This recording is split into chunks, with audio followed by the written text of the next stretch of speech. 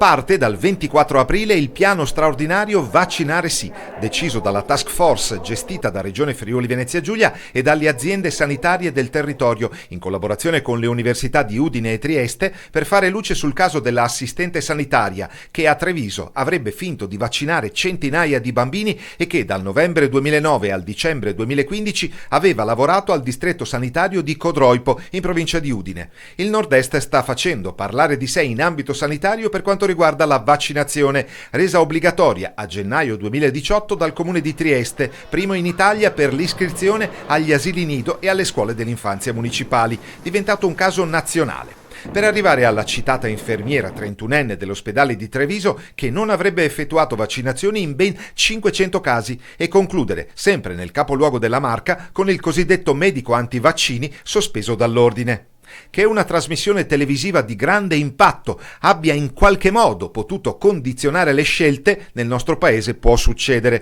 ma il pericolo è costituito ora dalla strumentalizzazione che ne può derivare. A Trieste il comune giuliano ha agito sulla base della constatazione che le coperture vaccinali erano sotto il livello di sicurezza. A Treviso l'infermiera nel centro del mirino, è stato aperto un fascicolo dalla procura, si difende sostenendo di essere sempre stata rispettosa dei protocolli, riuscendo anzi a convincere madri scettiche sull'efficacia della copertura vaccinale. Infine, per rimanere in riva al Sile, il medico che decide l'opportunità di praticare la vaccinazione secondo ogni singolo paziente non è stato ritenuto più idoneo a svolgere la sua funzione. I legali del professionista, a fronte di un precedente assolutamente storico per l'Italia, sostengono l'ingiustizia nei confronti di un bravo dottore. La lettura che si può dare di queste vicende la lasciamo a chi ci ascolta, considerando l'estrema delicatezza dell'ambito in questione e gli sviluppi che ne potranno derivare dal punto di vista giudiziario, sindacale e sanitario. Le vaccinazioni, ricordiamo per chiarezza, riguardano le seguenti patologie pediatriche: